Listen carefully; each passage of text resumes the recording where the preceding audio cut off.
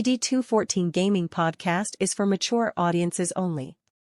Any videos, music, or entertainment not originating from DD214 Gaming is used and covered under Section 107 of the Copyright Act of 1976, also known as fair use. Opinions expressed are our own and do not represent any DoD or U.S. government entities as a whole. This podcast is for entertainment purposes only. Viewer and listener discretion is advised. You are no longer alone now, because we have you.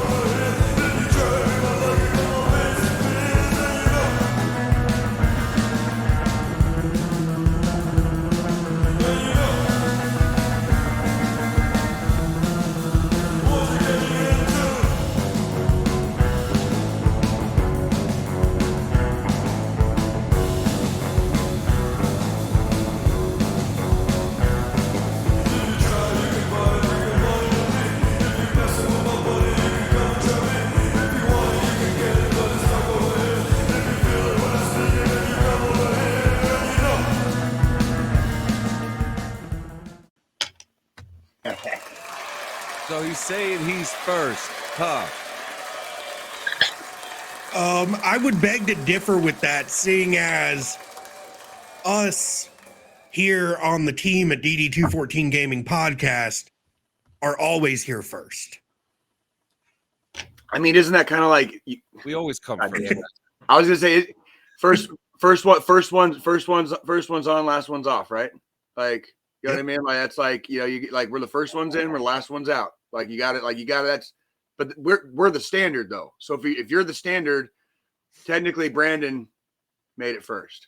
Like, because we had to be here. We didn't have a choice, right? Those comments are okay. He made There we go. You got to clarify. Yeah, first to formation. He's first to formation, dude. Like I Fucking high speed, low drag over here. Brandon Cleary, I get you, bro. I get you. I see you. Got you. Oh man. Old Sarge freaking still respects a little bit of discipline. So I got you, homie. I got you. How are you guys doing?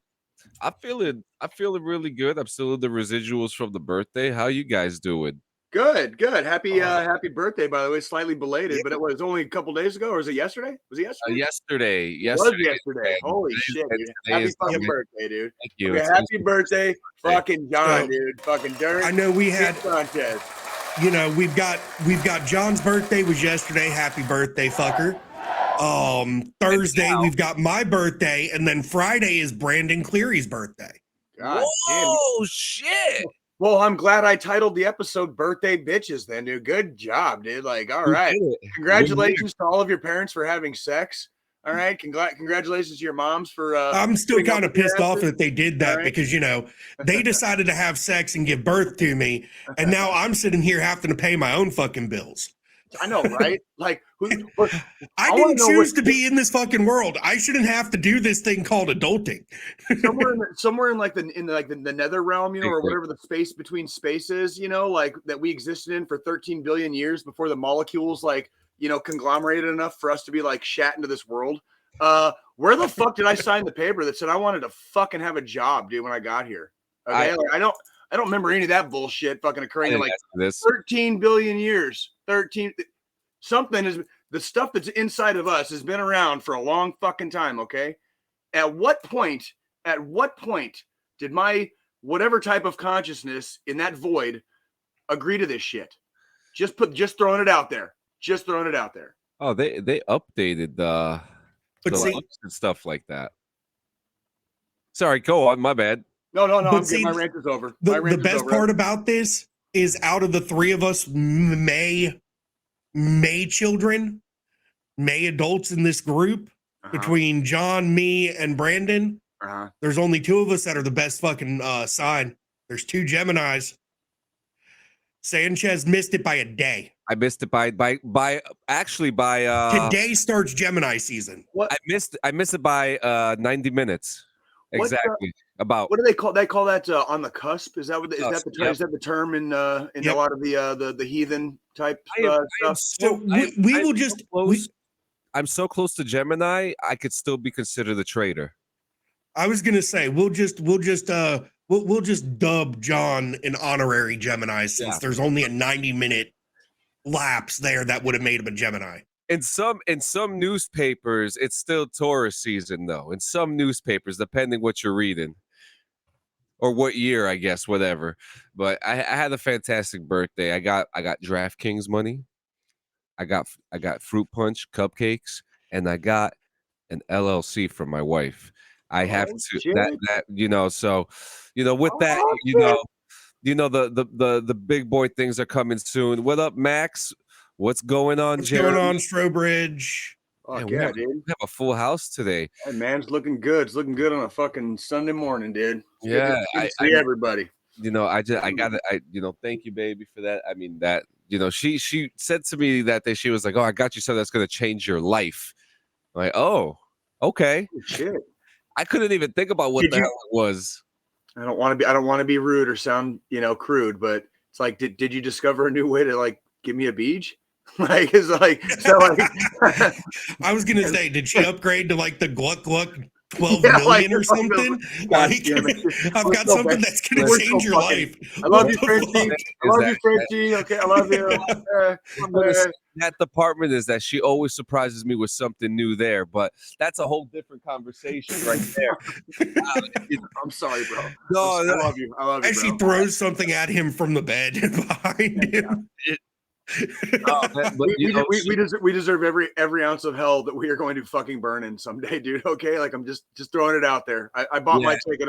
I'm definitely taking the fucking ride. Okay, go ahead, John. Sorry. Listen. If there's no room in hell, they better set the table at purgatory. That's all I'm saying. Bro, there's gonna be some fucking spillover, dude. All right, like spillover. There's gonna be some fucking spillover. Hey, but overall, it was a great time. There was karaoke. There was I don't think there was one kid that cried because of something bad or with outside of getting hurt or tripping or whatever. Everyone had a good time. It was a healthy, happy, fun time. I'm 35 years old. We hit the threshold. My neck is thick. My knees are cracking. You can officially. I want to say 35 is probably. It's not as much these days, but 35 is kind of official. Like you are now not just encroached, you are implanted into middle-aged territory.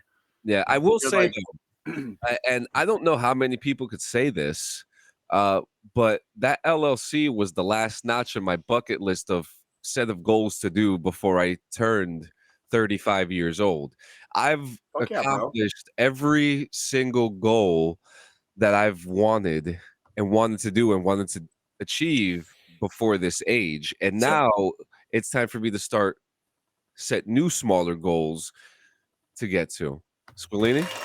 So I'm gonna just fire up a topic here, seeing as Clean's now middle age, technically. Jay, you're past middle age.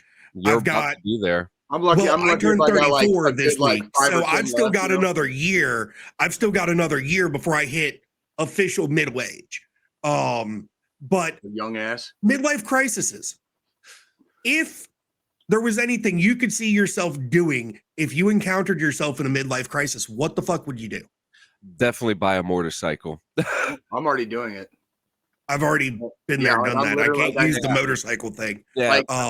You talk about it while I live it, dude. If Red got the blunt, I'm the second one to hit it. You know what I'm saying? Yeah. I'm bro, I'm fucking. I literally that has been like my middle-aged life story. Like joining the army at fucking 29. I didn't have very many years in the army. I was already your midlife crisis was spent You were in combat zones during your midlife crisis. Oh, fuck yeah, bro. And fucking just everybody thinks like it's not a it's not a we joke about it a lot, but it's like it's a thing. It's literally a thing for me. Like I enjoyed it. I had a good army. I enjoyed my army career. Where there are so many people that have, and I know there's a lot of people that I feel very heavily for out there, hated their fucking time in, hated fucking what we did, like picked the fucking wrong MOS, fucking got treated like fucking shit by the worst NCO or the worst fucking commissioned officer, whoever. Didn't matter. There's so many people out there that have these like horrific fucking army stories. And I'm sitting there like for almost fucking 12 years, like what to do, fucking just like loving every fucking minute of it. Can't get enough. Can never fucking go faster or fly higher. You know, it was all like up to me, and I just like did everything I possibly could. And I was like, and that's how I treated it. You know what I mean? And it was just like, and now I get out of the army and I'm like, well, gee, should I go get a fucking regular job? No, that'd be fucking boring. Let's go work at the fucking stadiums. You know, like let's go do fucking security for concerts. You know, like, yeah. Like, sorry. No, there's nothing to be sorry about. So obviously, you know, John, you said you would definitely go motorcycle. Oh yeah. My thing is, I've been there. I've done that. I've had many motorcycles in my life. So that's not really, if I get another bike, it's not a midlife crisis for me. It's because I miss the fucking thrill of riding a motorcycle as it is. And there's just something about all that horsepower between your legs, and the only thing holding you up is balance. You don't have that already? Oh, I'm sorry. Wrong fucking horsepower. And just remember, ladies and gents, it's not the size that matters. It's how you use it. Yes. Hey, I just want people to freaking remember one goddamn thing. There's the ladies out there can say whatever they want about my dick. They can never uneat my ass. All right? That's it. Something's in my ass. Sorry, the energy is high. But for me, I would have to say I would become a nomad. I would get like an RV. I can dig it. Yeah. I would go full-time RVing. Travel, see shit. My parents are literally doing that right now. They sold their fucking house last year. Yeah. Like that. My parents are literally living that right now. Yeah. I would want to get an RV. I would have to, you know, do some heavy modifications to the RV. So that way I still have my computer equipment and shit like that for like security, podcasts. Security. Like, you know, maybe, you know, whatever. I'm gonna stop. No, Max, I probably wouldn't. But, you know, the thing is, there's a lot of good solutions out there, and Starlink, fucking Musk's internet service is getting better as heard about months that. Go. Yeah. You go like in the middle of fucking forest and you still got like fucking 5G and shit. Like that's entirely possible with people have gaming setups in the middle of the woods with their RVs. It's insane, some of the setups. Yeah. I mean, shit, Midnight, he had a travel hauler RV, and he had his monitors, he mounted them to the wall in the RV, had his computer set up in there and everything, and was streaming from an RV. Yeah. That's right. So, I mean, it's totally possible, and with the way technology is nowadays, it's not hard to do, right, to have a stable internet connection on the go while you're in an RV. And you know, I would definitely have to consolidate down from 2 desks, one for work, one for pleasure. Well, technically that's the way the missus looks at it. For me, both desks are work because I do the podcast, I do my streaming from my gaming rig and this setup, and then I have my full-time. They're the ones that pay my salary job. So that way I at least have money to pay the bills when there's no money coming in from any of the other shit I do. Right. I was just going to say that'd be the hardest part about living the fucking nomad life is fucking just making sure you got a fucking income.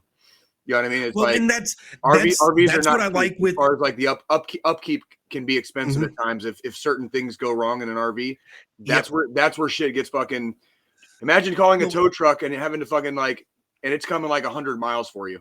You know what I mean? And then you don't even know like what's wrong until you fucking get 100 miles that way, and they might not have the ability to fucking fix it. And that's where, you know, I like that, you know, with my job, it's fully remote. I can work from anywhere. Like when we do a, you know, DD214 does Kansas City adventure and me and John come to KC, I can bring my work laptop with me. Oh shit, Ben Davies, welcome. And not have to use up a shit ton of vacation time to come to fucking KC for a week. I can just come with my work laptop, do some work during the day. We go out and do stupid shit at night. Max talking about West Virginia, freaking by God, West Virginia is where my children were born, and we have, like they have on their mother's side. That's where they have family out there. They're actually going to be Virginia, Mount Mama. Yep, country roads. I sang that. I actually sang that song karaoke the other night to warm my vocal cords up. Yeah, it's a good song to use to get the pipes flowing from all the dick. Well, from all the dick that I gargle from the universe every fucking day, dude. Like when I get face fucked by the universe fucking every other fucking week. So, you know. But yeah, that just, you know, I just was thinking about it. I was like, shit, all of us are right there at that point where you have less life in front of you than you have in front of you. Oh yeah. Mm-hmm. But you gotta live like that. I mean, that's like, okay, my personal philosophy, like that's how you have to be, because if you're, how can you look back on shit? Thank you, John. How can you live life if you're just freaking constantly worried about what you might be doing someday versus like what the fuck you are doing right now? And that's kind of like, you know, that we're not shirking responsibility. We're not shirking, you know, any of that life stuff. That's not what I'm getting with it. But it's like you have to live life like every day could be your fucking last, because that's reality. That is the reality we live in, and we trick ourselves into thinking that we have even one more second left when who in the fuck knows what could happen. You know what I mean? You're right. And that's one of the things. No fear, right? No, remember we all fucking wore no fear back in the day. What the fuck happened to that? How come everybody's fucking running around scared now? And that's one of the things. Like it drives Amy, my fiance. It drives her nuts because I'm you know, live every day to the fullest. Don't worry about the next day until the next day shows up. Because Carpe Diem and Carpe Noctem, you know what I mean? Like, yeah, because it's like, I'm not sure if I'm going to fucking wake up tomorrow morning. So today I'm going to do everything I want to fucking do today in the here and now. And then tomorrow, if it happens, I'll do the same fucking shit all over again. Can I get a fucking hua? Dude, fucking, I tell you guys what, you talk about me, you know, we joke about me being the old guy a lot, but it's like, bro, I don't know what the fuck I got coming to me, dude. Like I've been to the stand a few times, you know, been around all them fucking burn pits, dude. And it's like, who the fuck knows what's gonna happen in the next 5-10 years? You know what I mean? Now that I'm out, like for all I know, fucking the universe could have a nice big fat fucking case of burn pit cancer fucking coming my way. And it's like, am I gonna have to get cancer before I fucking try to fucking keep my dick hard for life? You know what I mean? It's like, no, my dick's hard for life now. Thank you. You know what I mean? I'm gonna keep it that way all the way to the fucking bitter end. You know what I mean? Yeah, it's so interesting. I actually do, like, people, you know, you say, oh yeah, I feel a day older. No, I feel like there's like a fire in me or something that feels like I have to do something more now that I'm at this. I've even been feed that shit. Fucking feed that shit. I actually gotta talk to you. Hey, what's going on, Campbell Graham? I gotta say, Ramon Acevedo, fucking dude, the fucking poop pond to Kandahar, fucking A, dude, fucking A. I remember that one too. Had to do firepower course at Nellis. Yeah, I mean, one thing I was thinking about, like, you know, we're getting older, right? And I've been seeing this thing of this class called the Agogi. Yeah, the Agogi and the Spartans. That's the Spartans. Yep. The Marine War Raiders or I started there, something like that. And I look at it. This thing has been coming up on my feed so much, and how the Marine Raiders is what became MARSOC. Yeah. Mhm. My first deployment, the first fob we were on, there was a contingent of MARSOC on like they had a compound on our fob. Yeah, well, there's this program for men and women as well called the Agogi program, and it's for men who want to be Keep better. Hard. Yeah. Oh, dude. Oh no, dude. Did you see Campbell? I'm sorry, John. Dude, put Campbell Graham. Oh, put Campbell Graham's comment up, dude. Oh, dude. Sorry, brother. Jesus. Campbell, what the fuck happened to you? Oh, boo. Oh, dude, that's some fucking shit right there. Kidney stones, dude. Like fucking kidney stones, Campbell. Fuck me, man. Well, there went my boner. Like, oh, dude. Oh, we love you, Campbell. Get well, brother. Get well, brother. I've known Campbell for years, man, and this is like, you fought a lot of battles, man, but this ain't nothing but holy shit. Kidney stones is a whole nother fucking yeah. Campbell, we love you, bro. Kidney stones are the reason I don't. Hopefully they pass, or they end up having to just blast them motherfuckers with the laser or whatnot. I was gonna say they got that new technology shit that basically breaks them down. They use an ultrasound. They use an ultrasound to blast it, to break them down to where they just come right out. I want to know this, dude. Like this is just my dumb grunt fucking brain, dude. Like, how in the fuck did people figure that shit out? Like, for real, like, because they're smarter than the three of us. That's why do people hate? Why do some people hate science so much? I'm such a fucking knuckle dragger. I will do something the dumbest way possible until somebody just like meanders along one day and like does it like 10 times quicker, like with a flick of a wrist, and I like look at him and I'm like, oh, I could have been doing it like that the whole time, like, oh my fucking god, dude. Like that's so like, we're gonna. How do people figure this shit out? Because I never could. Like, that's fucking awesome, right? Like, Brandon, I'm gonna stop you right there, Brandon. I'm gonna highlight that, and then here's what he said right after. Kidney stones just to see if I can possibly. Here's what LT said. Challenge accepted. Yeah, thank you, Max. Like, challenge accepted on that one, dude. Like, I might actually intentionally give myself kidney stones just to see if I can get an erection with kidney stones in the hospital. Poor fucking nurses, dude. Like, come in like, and you're sitting there just like fucking like with a fucking tent. You know what I mean? Like, I wasn't talking about female nurses, guys.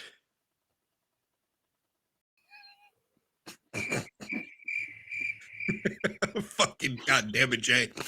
So anywho, so that's the thing. Like, it's odd because I hear all these people talking about getting kidney stones, and here I am. I only have one working kidney, and that kidney doesn't even function at 100% anymore. I have to take medicine on a daily basis. Fuck me. So I don't have to go through dialysis, and I've yet to get kidney stones. Can I ask you a question? This may be a very distasteful joke, but does your twin have the other kidney? No. I had both kidneys, and I'm going to have to assume the accident that caused me to get out of the army, my right kidney stopped getting blood flow to it. Oh. The way I found out was right before my mom passed. We were moving her out of our childhood home. I was moving her in with me, and I was still, super stupid, young, dumb, full of cum, whatever you might want to call it. And I decided I was going to deadlift her deep freezer that was full of fucking frozen food and carry it 200 yards to the U-Haul truck. Pulled a muscle in my back, went to the emergency room. They did an x-ray. They said one stupid thing, went to my family doctor. He ordered an MRI. Then he sends me to a urologist for a fucking ultrasound because on the MRI, he couldn't see fucking my right kidney.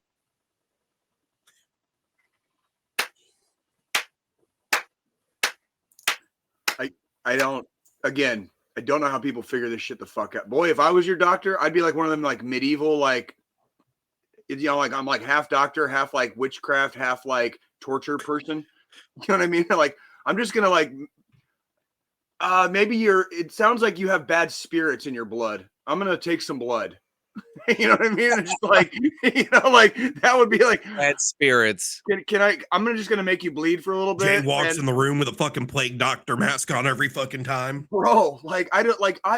Like, chanting some random ass fucking gibberish. Yeah, I'll pick like a fucking weed out of my backyard and be like, grind it up in a fucking stone thing, that some rudimentary Neanderthal shit that I came up with, and like, here, drink this.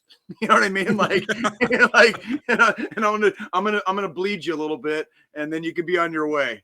You know what I mean? Like, here, drink this. I'm gonna stick a leech right there on your back near where the pain's at, so it can suck the toxins out of your blood. Oh, I'm sorry. Did you say you had pain in the testicles? I'm gonna put a leech on your testicles. Okay, like here, eat herb. Yeah, all the weed. Like, yeah. Oh, yeah. Strobridge. It's trial and error, Strobridge. It is trial and error. That's exactly what it is. Oh, man. You guys know how, like, the barber shop, like the red and white candy stripe spiral, you know how that, the story behind how that became a thing, right? It was the bloody rags in medieval times on the doctor / like usually dentist's office. And, like, that's like the person you went to see if was that shit. And their methods were pretty fucking brutal. Like, so they were blood-soaked rags, red and white, right? So, like, well, I mean, just think about battlefield amputations during the Civil War. They used a fucking hacksaw to fucking cut people's legs off. No goddamn pain reliever either, unless they had like alcohol on hand. Like you had like you're gonna pass out with the pain. Campbell, good luck, my brother. Dude, we love you, Campbell. You fucking hang in there, boss. Fucking, we love you, bro. We love you. Fucking, that's some shit, dude. Yeah, bloodletting. Thank you, Strobridge. I couldn't think of the word. Thank you, Strobridge. It's called bloodletting. Thank you. Appreciate that. Freaking, yeah. So, anywho, fucking, how was you guys' week? We haven't, Jesus Christ, we've been talking for almost half an hour. How was everybody's week? Fuck. Hey, we're Blue Falcons forever, aren't we? We just fucking go. We just fucking go. I mean, I'm not in it. I'm not in anymore, so I can be a Blue Falcon now. All the fuck. From fucking midlife crises to fucking kidneys and medieval doctor shit. Welcome to DD214 Gaming Podcast, where we never talk about actual gaming, and it's always some random ass bullshit because the conversation that happens in chat dictates what we talk about. Makes you wonder, right? Sounds okay to me. Sounds fucking just fine to me. I mean, the gaming's in there just to draw you in. Yeah, like, that's like what do they call it? Like a bait and switch? You know what I mean? Like, we're just gonna fucking clickbait. I'll pull you in with the gaming, and then we'll talk about the burn pit cancer. Okay, yeah. Like, it's like yeah. Were you ever deployed to Afghanistan or Iraq between the years of 2007 and 2013? Well, you may be entitled. You might be entitled to financial compensation due to poo pit cancer. yeah. That fucking poo pond. Oh my dude, the best part about the Kandahar poo pond was they had signs. They had all these painted signs, and they were so fucking funny, dude. Like. And it was like a whole string of these motherfuckers, dude, where it was just like, oh, I got one of the remind me, John, or maybe I'll do it here in a second if we pause for a break later on in the show. Freaking out. Let me see if I can find some Kandahar poop on signs, dude, because some of them are so fucking abjectly hilarious, dude. Like that's funny.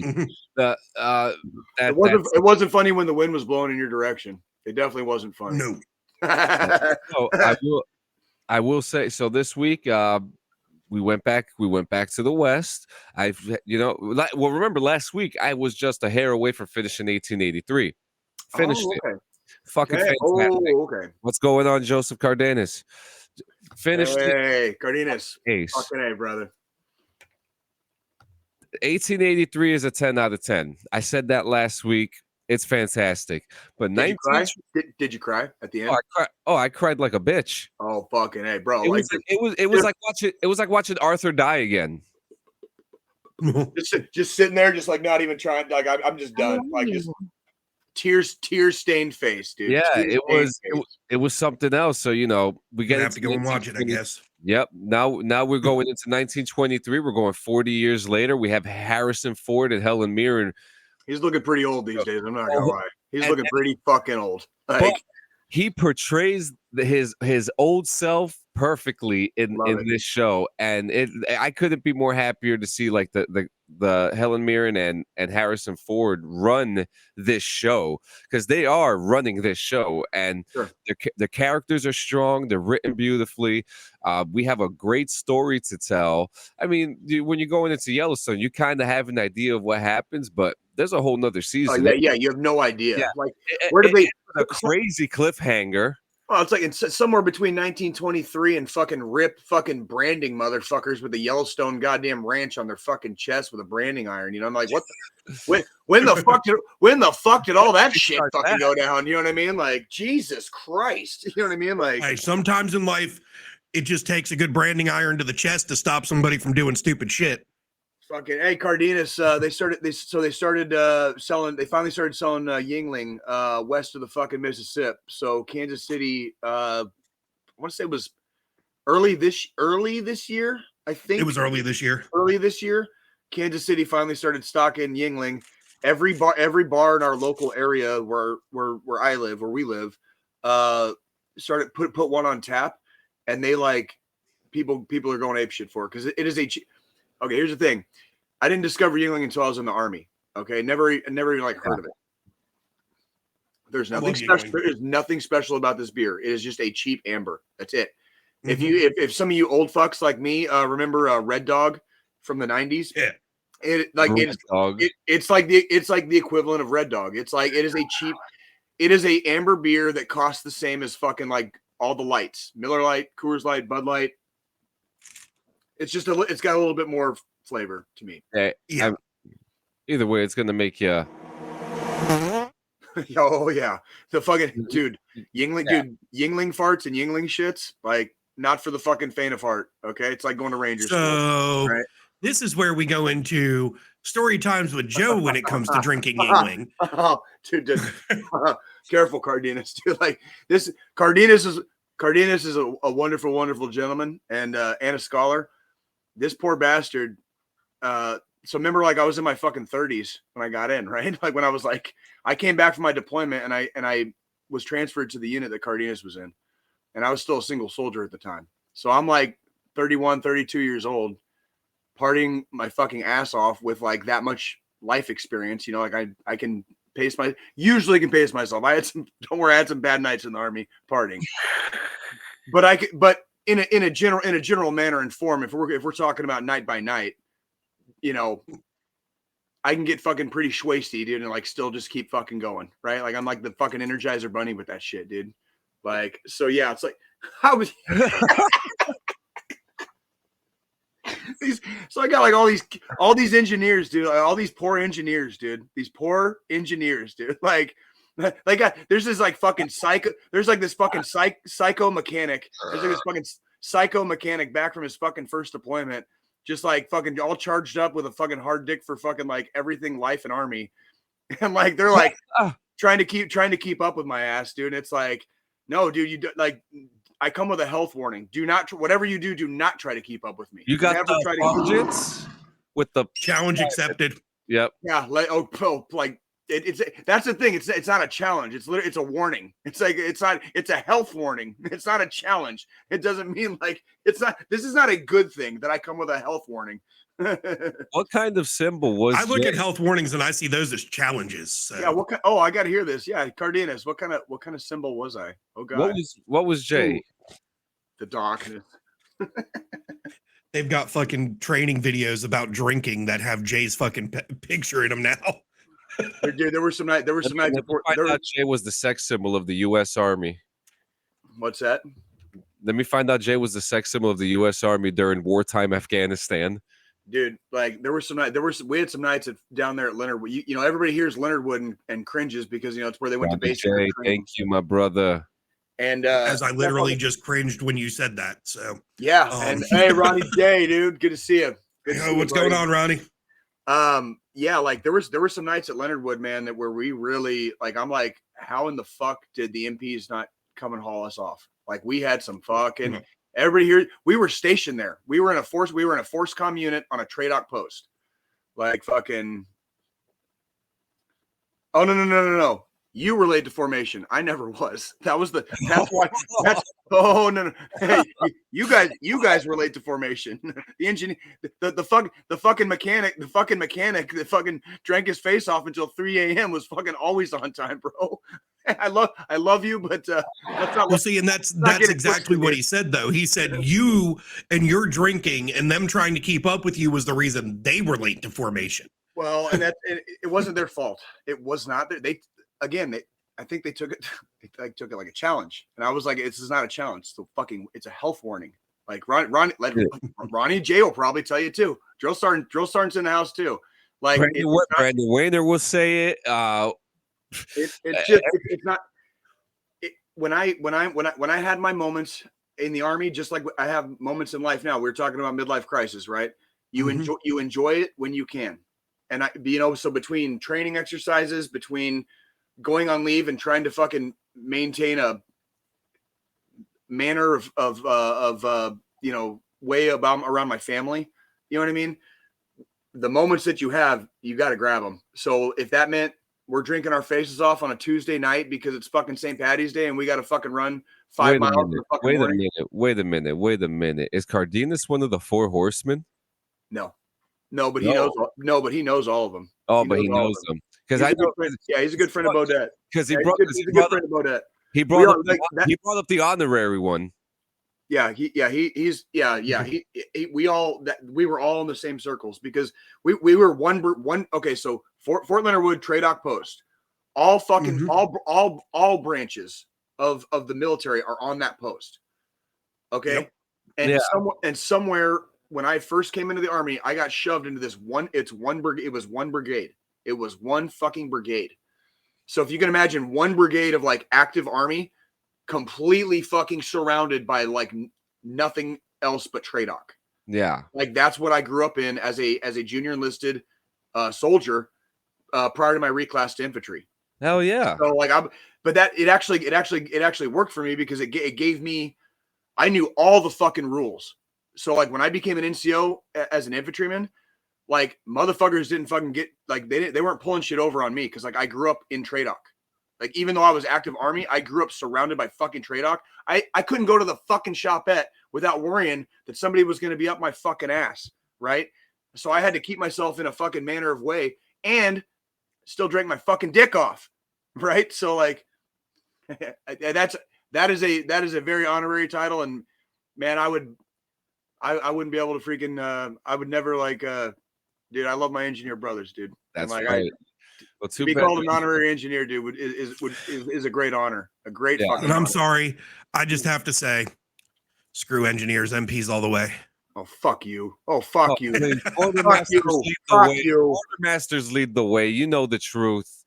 You know the truth. Supply, right, John? That's right. That's right. But look, oh my God, Tally. Like run into the shopette. Me and Tally from our barracks. The only fucking shopette that was open was by the front gate. John, this shit was like 2 miles away. We fucking ran after we drank all the beer. And so we did a fucking PT run to the fucking shopette so we could get there on time. And we didn't drive. Fucking like, yeah, Giant Ronnie J says gross. Yeah. But yeah, fucking we literally did a PT run to the shopette and we fucking ran all the beer back. Just to keep the fucking party going. Like, because we fucking Fort Leonard Wood, dude. I swear, like it fucked me up, bro. But it fucked a lot of engineers up too. I love you. I love you. Yeah. So I mean, they ain't much to say about 1923. I don't. It's brand new. A lot of people haven't seen it. I'm not going to spoil it. It's great cast, great story. Big fucking cliffhanger. So, what are you gonna give it on the 10-inch scale? Oh, that's a 9. That's a 9 out of 10. Oh, God damn, John, that's pretty good. That is pretty fucking. That is Taylor Sheridan is a fucking genius. Okay, and I have to say, I cannot wait until he comes out with the Bass Reeves story, which also takes place in 1883. I think that one's gonna be interesting. Like the 1883. I love the fucking the westerns because it's Oregon Trail. It's the Oregon Trail. People like we've said it so many times on the show when I go on like the Wild West talks and stuff, but it's like I'll try to keep it short. people have an idea how bad it was during westward expansion. Like they have no clue. You really don't hear. You do not hear the horror stories nowadays like they used to tell the horror stories up to like the early part of the 20th century and going into like the 1930s.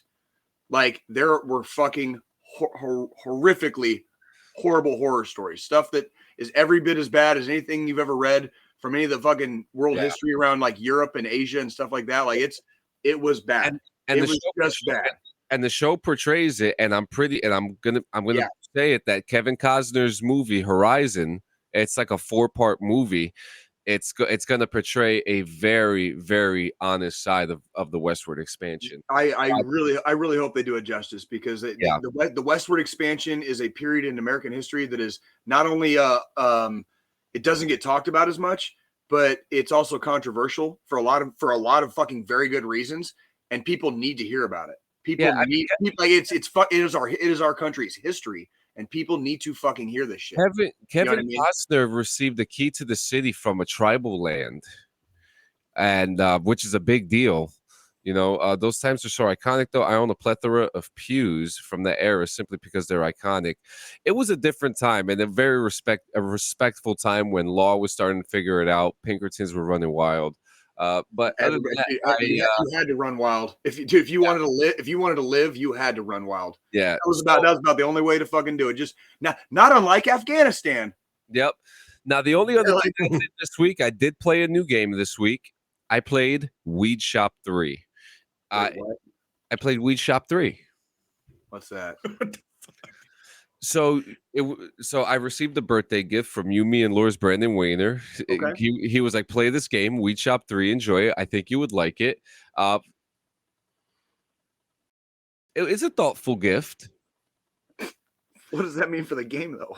Like, the concept. Weed Shop. Like, what the first off? Is it one of those idle games where like you just let it sit there and it kind of does its own thing? No, I wish. So it has that idea, right? So the game starts off. Hey, at some point, don't forget to mention Sisu. We're gonna have a trailer reaction today for Sisu. What was I saying? God damn it! The fucking the weed thing. Okay, so Weed Shop. You start off and you go up to this guy. Yeah, you go up to this guy who looks like Elon Musk. First off, the graphics are terrible. Fittingly so. And this guy looks like Elon Musk. He's like, wow, it's actually kind of funny because he asked for a kidney in order to. He asked for a kidney in order for you to get the money to buy the weed shop. So you buy the weed shop, you go to this stingy guy down the boardwalk, you buy some weed. It is about actually like it is actually about cannabis. Yeah. God. So you're going on and you start. So you buy the weed seeds, and you go into your dingy old weed shop that looks like a garage from 1974 that someone slept in for 70 years. And when you go inside, you start growing weed inside of a toilet with a big turd in it. And the weed grows, fertilizers and stuff like that. We're gonna show Mortal Kombat. That's actually our middle segment today. I fucking hate all of you. Yeah. I'm looking at this game on Steam right now. It has very positive reviews. Look at the reviews. No, the reviews. I'm looking at that, and it's 2,953 people have reviewed this game, and I'm looking through it, and it looks like maybe there's 4 or 5 bad reviews. The rest of them are all fucking positive. Yeah. So somebody took a fucking Cleveland steamer in the game, and you got to fucking grow weed in it, and that's how you start. Yeah. Fucking what the? It's great. So then you have to go around and you have to convince people to buy your weed and come to your shop. The more money, the more money you make, the more stuff you get, and then you have to meet some crackhead in an alleyway named Michelle, and he gives you a stick to beat the shit out of Elon Musk with, and then you continue the game. So Weed Shop 3 is going to get a solid. Joe Tex Quillini joined. Yeah, look, there it is. Look, there it is. There it is. The toilet. Oh, come on, for the love of fucking God This is the best thing. Is that your best? If we're talking about Mortal Kombat, remember that shit? Is that your best? Strobridge, where do you think the expression "good shit" comes from? Right. Yeah, I mean, look, it's fun, it's interesting, it's a time killer. What's it called again? Weed Shop 3? This is a sequel? I don't know what happened This is to the first two. Weed Shop 2 is on sale on Steam for $10. Weed Shop 3 costs $20. Yeah. And where's Weed Shop 1? I haven't seen that one yet. What, John, what are we giving it on the 10-inch scale, dude? I gotta hear this. This one's getting a 6.5 out of 10. I get motion sickness. I also wish that there was a mini map because the map itself is large, and there's actually an area that you could go into. It's like a hood area, an urban area, and you start beating the shit out of homeless people in there or something like that. Oh my fucking God. This is like fucking Mike. This is like fucking Mike J and Postal, dude. Like, But there's no mini map to get you back to where you're supposed to go. So the development studio and publisher of the game is called Weed Games. Oh, beautiful. Now, when Weed Shop 2 came out, the studio was called ADHD Studios, but they rebranded to Weed Games. we went from fucking crystal meth and Ritalin to marijuana, huh? Sounds like hey, maybe their next fucking production company will be called Sobriety Games. No, or blue meth, like, or blue meth extravaganza. Yeah, like it's good because it's blue, bitch. Like, it needs to be on Facebook right next to Farmville. I mean, it's fun. I will say it is fun, but it gets a bit repetitive because now when I go into my game right now, I have like 10 people at my shop waiting for weed, and I don't have enough weed to sell. So there's that. I may have to start the game over. But yeah, that was the weekend review, ladies and gentlemen. Right. I mean, we're at 46 minutes. Well, what you got, Squillini? Because after Squillini, got Jay in his Roadhouse, and then we're gonna do Mortal Kombat trailer review, and then whatever the fuck news we got. Yo, actually, this week, just got you. Go ahead, Squillini. Sorry. So, this week, let's see, watched Ant-Man and the Wasp Quantumania because it finally hit Disney Plus. What did you think? It's a good segue into Kang. Yeah. And going the Kang the Conqueror route with the, now that we're done with Thanos and the Infinity Wars and the stones and all that, obviously there's got to be a segue into the next segment. Yep. And this movie was that perfect kind of, because obviously with Loki season 1, we got our first taste of Kang. At the end of that, then it segues into this movie. And now we've got Loki season 2 coming out in a couple months. So I mean, it was good. It was not as good as it could have been, in my opinion. And honestly, this variant of Kang in this movie was way underpowered in comparison to comics. Yeah. The comics side of it. Because Kang in the comics would have tore fucking Ant-Man and Wasp completely fucking apart. No problem. Yeah. Can I ask you a question, Squillini? Do you feel that this plot would have worked better as a Fantastic Four movie? I feel like because Kang was more of one of the big bads for Fantastic Four, if they waited to do the Kang Dynasty and Secret Wars and Secret Invasion and all that until after they'd done the Fantastic Four movie in the MCU that's been announced, it would have worked 100 times better than using Ant-Man. I agree. It's just like, I'm waiting to see what they do with Spider-Man, because at this point, I want to get low-level street crime Spider-Man. I don't want this, he's going off with the fucking Avengers all the time, fighting the big bads. I want to see a nitty-gritty Spider-Man's just going through New York, taking out random thugs, doing what he does best, because that's what Spider-Man was. He was a low-level street crime vigilante. That's all in I the ever comics. That's all I ever wanted from like the Punisher. It's like I don't need to see a fucking, you know, like going against like the big bad guy. It's like the best Punisher comics are where he just fucking like violently takes out fucking entire gangs. You know what I mean? Like whether like mafia, you know, like criminals, whoever the fuck, where he just like he does his shit. You know, like he does what the Punisher does best, right? And every movie, there've been a couple of decent movies.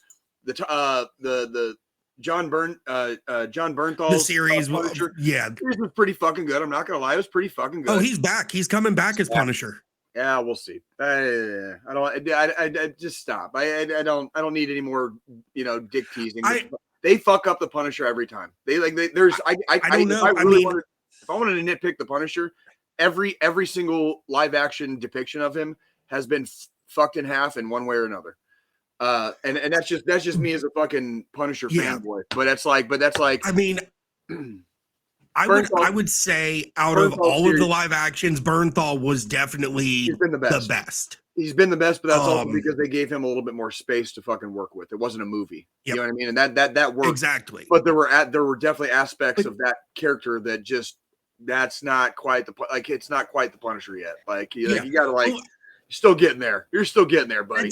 You know? That's the thing. Like with some of the Marvel characters, they're not really they're better. Some characters are better off used for a episodic TV show. Right. Than Fortnite was a movie. And that would be Spider-Man. That would be Spider-Man on the street. Spider-Man, Daredevil, Ghost Rider, Punisher. Luke Cage, Iron Fist. The ones we've seen in like the Netflix shows. Yeah. Because those characters have so much development that needs to go into them. You can't cram it into a 3-part, you know, multi-movie deal where it's 3 2-hour-long movies. Yeah, you need seasons of 8 or more episodes a season at an hour an episode. Yep. That's right. That's right. You know what we're doing? We're basically reliving the you know, it's been about 100 years since kind of like the dawn of comics in general, right? Mm-hmm. And we're kind of like basically just living like the live. We're redoing what they used to do, like in the 1930s and 40s. Is we're reading serials, or you know, before you'd go to see a movie, the part of the trailer used to be what they called serials, and it'd be like a short 5 or 10 minute thing, and you would keep up on the serials week by week at the local movie house, right? Mm-hmm. And like that's like we're basically like we're reliving the serials. You know what I mean? Like that's interesting. Yep. Yeah. What go around, come around, kid. So I mean, you know, watched Ant-Man and the Wasp, Quantumania. 4 out of 10. Ooh. It was a disappointment. The first 2 Ant-Man movies were good. So far out of the 3, the first one was the best one out of the 3. I do like that we still have Hank Pym in them, even though he's not Ant-Man at this point. It's Scott Lang's taken over. Pfeiffer, yeah. It's good you know, but it's just this one because they used the wrong fucking characters to do Kang, to start the Kang saga off. That's where they fucked up. Now there was a cameo in it from Bill Murray. That was probably the best part of the whole fucking thing. Yeah. No, I remember that. Yep, that was great. That was probably the best part of the whole fucking movie was Bill Murray showed up. Him and fucking Janet Van Dyne had a fucking affair while she was stuck in the quantum realm for those 30 years. Hank finds out that she slept with this dude that was in the quantum realm and they had this thing. And then now he's turned his back on fucking Janet and is turning her into fucking Kang. This is why I don't watch any of these fucking movies, dude. Like I don't, whatever all that just was, like my brain immediately just shut down. That's I was like a love triangle. Yeah. But I mean, still, it was 4 out of 10. There's just I don't care how many times I try to fucking watch it. It's it might, if I watch it again, the fucking rating might actually go fucking down because there's no way I'm gonna get the brain cells I lost from watching that movie back. Oh, don't worry. Wait till my movie review for the week, because boy, did I fuck myself on that one. So watched that. I ended up getting now this is me showing my 100% nerd side here. I got a year subscription to Shout Factory, which is they're a video company that releases a lot of like Japanese stuff in the US with English dubs. Like and hentai? They have a streaming service. Like hentai? No, like why? Well, God damn it, John, you with the fucking sounds. But so growing up, I was a big Power Rangers fan. Still like a couple weeks ago, they did a 30th anniversary special on Netflix where it was the original crew back. Was that good? Seriously, was that good? It was a 9 out of 10 in my book. Decent. Yeah, the story, the way they did it, because they were trying to do it in a way to honor the original Yellow Ranger who passed away back in 2001. Yeah, I remember that. Jason just passed away weeks before. And then you know, right before, you know, earlier this year, Jason David Frank, the actor for the original Green Ranger, he took his own life. So actually, we found out it happened while we were actually recording a fucking episode of the podcast. Yeah, I remember that. It's very well, and then you know, like it. So yeah, it was a tribute to the original Yellow Ranger. There was a lot of drama on that set too. Like the original Power Rangers. Like didn't they like treat like the Blue Ranger like shit? They treated David Yost. They ended up he ended up leaving because there were a lot of homophobic things going on. That's what I thought. Yeah, on set. Yeah, I remember hearing that. Power Rangers was. I just missed Power Rangers by about probably 3 to 5 years, just due to my age. Mm-hmm. Yeah. But I remember it very well. I remember it very, very well. So Zach had some issues too, but he didn't end up leaving the show. But there were some documented issues with him as well. But it was nice to see. It was nice to see David Yost back for the part of Billy. Well, so David Yost and Walter Emmanuel Jones, Zach and Billy, they got together. They wrote this script. They pitched it to Hasbro, who owns the rights to Power Rangers now, and Netflix. And they said, "Let's do it. Fuck it. Let's bring the crew back. We're going to do a 30th anniversary, just a 1-episode 30th anniversary special to kind of do a send off to the OGs." One thing, you notice how like because like you know. The Power Ranger who played Kimberly, she's writing a comic book that continues her story from there. And did you notice too? Because isn't the original Red Ranger in jail for like wire fraud or something? Or was that the one that was what? Wait, no. He got So he got arrested for fraud with the COVID finances and stuff. But he's actually been cleared of all those charges already. Okay, that's why he wasn't able to.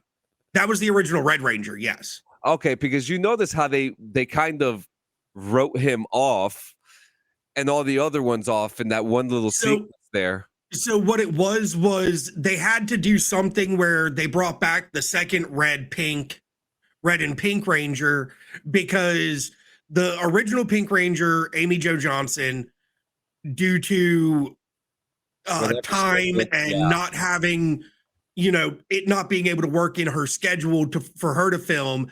And then when they were going to start the filming was right when Austin St. John, the original Red Ranger, was going through his legal stuff. So he couldn't leave the US to go to New Zealand to film. So he wasn't able to be in it. So the way they kind of started it off was Billy feels like Zordon's still out there, even though that's not the case. He's trying to get Zordon back. Well, he ends up somehow fucking Rita Repulsa comes back, takes over. I think at this point it was Alpha 7. Yeah. their robot and becomes Robo Rita. And then the original team, so Tommy, Robo Rita. Jason. It was so good. I Yeah, love Tommy, Jason, Trini, Billy, and Zach, and Kimberly, they're fighting Robo Rita. I'm gonna name my prostate massager Roto Rita. Trini ends up getting killed by jumping in the way of an attack from Robo Rita because she was going to kill Billy. That's how they kind of segued into her no longer being part of the team. Then Robo Rita captures the other originals to steal their power so she can go back in time to when she was released from her space dumpster in the first episode of the original show. And it worked. The writing worked. To kill off all of the Rangers before the Rangers even happened. That obviously didn't happen. The Rangers stopped her or whatnot. I'm suddenly reminded why the fuck I never watched this shit when it was on. So that was good, but back to kind of what segued into that conversation. I've started watching Zyu Sentai, or it's Dino Sentai Zyu Ranger, which is the original Japanese version of the show that was purchased from Toei Company in Japan by Ham Saban and Eugene Levy to make Power Rangers in the US. So there's the Sentai shows are the original stock footage for most of the fight scenes we've seen in the Power Rangers shows over the years. By purchasing the rights to create an American version of it here. But there were other shows that we got in America that were based off of some form of content from Japan. VR Troopers was based off of another Japanese show owned by Saban. I loved VR Troopers. That was my favorite. I like VR Troopers more than I like Power Rangers, to be honest with you. I loved VR Troopers. And then, Mystic Knights of Tirnanog, Big Bad Beetleborgs. There were a lot of shows that kind of spun off from Power Rangers but didn't do as well as Power Rangers did. Like most of those shows lasted a season or two and then were off the air because there just wasn't money there. But no, I've started rewatching or watching the original Japanese footage. And it's really interesting going back after having seen all the original seasons of Power Rangers, Mighty Morphin Power Rangers, Mighty Morphin Alien Rangers. And, the first 6 or 7 seasons of it from when I was still technically a kid, and watching the original Japanese show and how different the stories actually are and how they were altered by Saban and Co. to make the American show that we got. Interesting. Yeah, it was a lot of interesting work. Oh, yes. It's fun to watch the fight scenes because it's like sitting there watching them and watching the fight scenes in the Japanese show. It's like you're just rewatching the same fight scene you've already seen because all they did, anytime the Rangers in the US show were suited up and fighting a monster, they just dubbed over it the actors' voices and used the exact same footage in the American show. They didn't reshoot anything for fight scenes or anything where they were fully morphed and in suit. That's why you ever notice that the only scenes there ever are, they're in Angel Grover inside the command center. Makes a lot of sense. But yep. And then outside of that, just been plucking away at Tears of the Kingdom still. You still enjoy it? It's still a great game. A lot of exploring to do. I've probably spent more time exploring than I have doing main story quests. I've got the whole map unlocked at this point because there's different towers you have to go to actually unlock sections of the map. So there's points where you're running around and your mini map in the bottom left corner is just pixelated dots because you haven't gotten to the tower to unlock that area yet on your map to see exactly where you're at. And I've got all that unlocked. I've completed the first major boss just did that yesterday. I probably at this point have almost 100 hours into the game. What? How many? 100. Wait, when did it come out? When did you get? It's been out for a week and 2 days. I think my wife has more than that. Okay, hold on. So 168 plus 48. All right, that's like 208. So there's been 208 hours Since the game came out. and you already have 100 of those hours I've put into the game. You sick fuck. But that's cool. That's fucking cool. Yes, Brandon, the airship guy. That's the one I've already beat. That's fucking hilarious, dude. That is fucking. I'm just glad you still like it. I'm glad. I'm just rolling you around. like... I've got 2 horses. Because in the game you come across wild horses and you can hop on their backs and calm them down and then take them to a stable and register them to yourself. I've got Fubar is the first horse I captured. Good name. So when you register your horses at the stables, you can name them yourself. So the first one I named Fubar. Mm-hmm. My second one I named Clown Shoes. Nice, dude. Dude, absolutely. Both very strong names. And so most of the time I've spent so far has just been riding my horse, killing the monsters in the world, just kind of just rolling around, doing some exploring, finding all the different shrines, but not actually going into them to complete them, just unlocking them to where I can just get back to them at a later point once I have like better gear and stuff like that, because that's another big concept of the game. All your fucking shit breaks. All your weapons break. They have durability. And over time and using them, they'll break. And with that durability, they also, when you first start out, you start out with like a fucking tree branch, which has an attack power of fucking 2. Like tree branches you can kill an enemy with, but you're going to go through 4 tree branches before you kill the enemy. Kind of thing. Right. And then well, I'm just glad it didn't like nosedive on you after your initial review last week. It definitely has not. But again, it's Zelda. It's a franchise I grew up on from, Link's Awakening on the NES all the way through to, I think the only game in the franchise I have not played, Twilight Princess. Oh, interesting. No clue. It's like you got me on that one too. But yeah, no, that was my week. So what we got? We got what?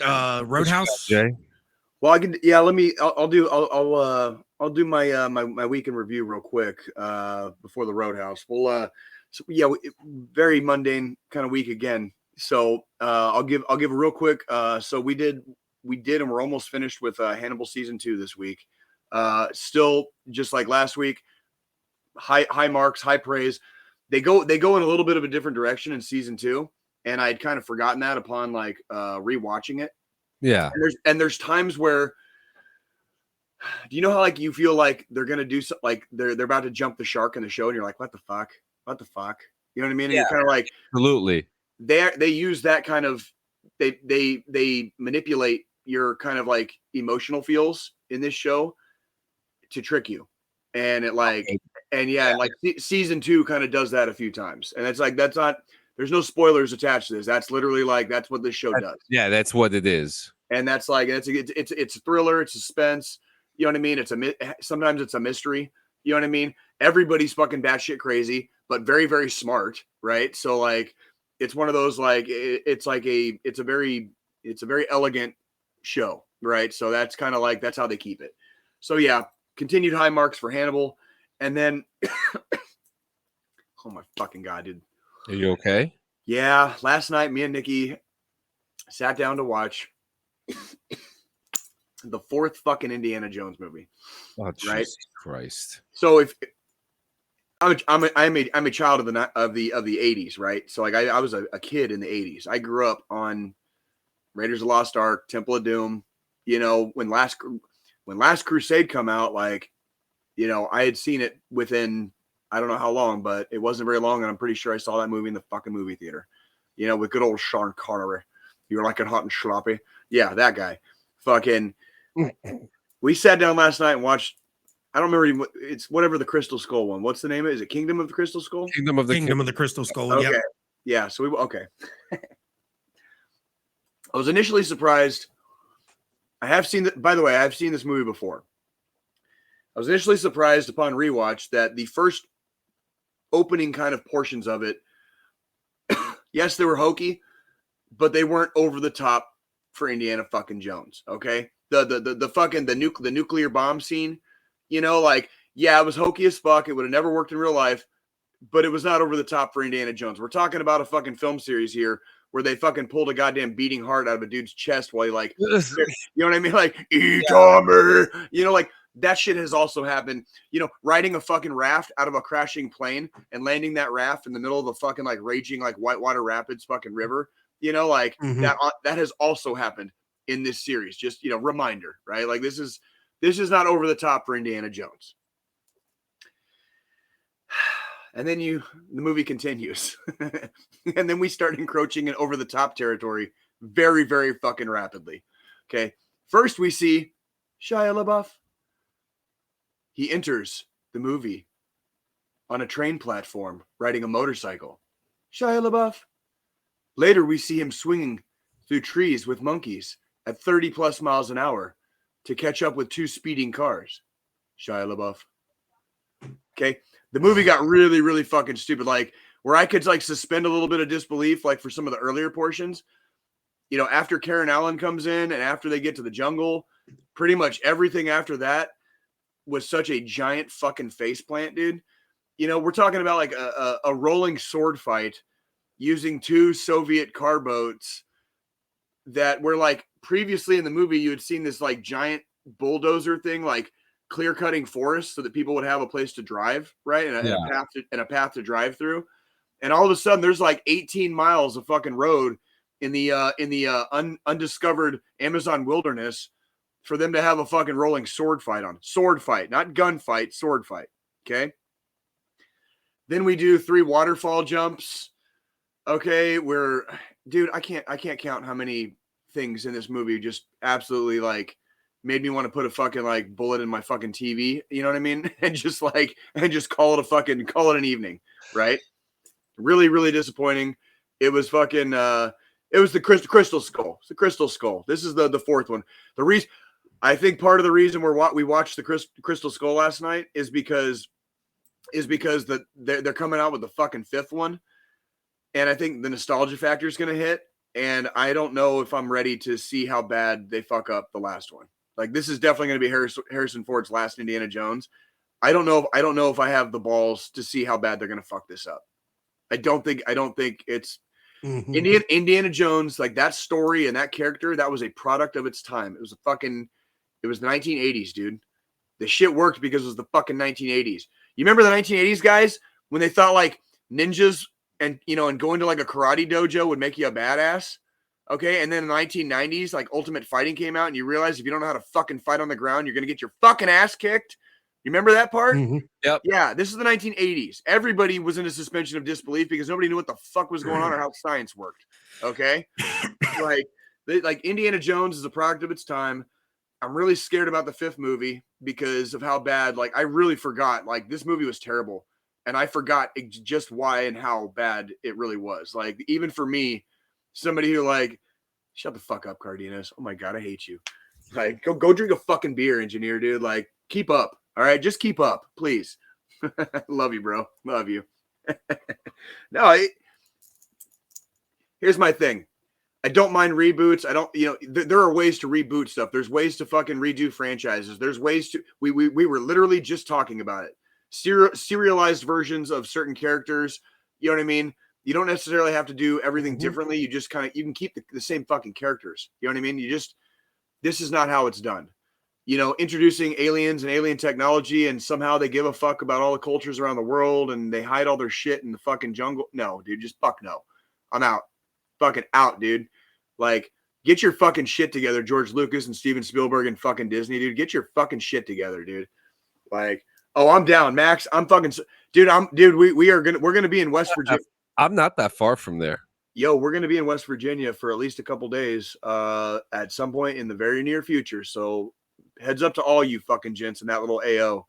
Fucking we are making a planned trip to get the girls to their Nan and Papa's house for part of the summer. So this is not that far away from a lot of other stuff on the Eastern Seaboard over there, guys and gals. So just sending the fucking shout out now. I was gonna say, swing through fucking North Carolina, Jay. Saying, dude, it's all that shit is not that far away from any of that. So, anywho, there's Indiana Jones in the fucking Kingdom of the Crystal Who Gives a Fuck like gets no score. Like I will not rate I will not rate this fucking movie, dude. Like the Kingdom of the Crystal Who Gives a Fuck. Yeah, dude, again, I can do I grew up in the fucking 80s, you know, Goonies and fucking Gremlins, you know, like all that shit. Like that was the shit I grew up on. Goonies never die.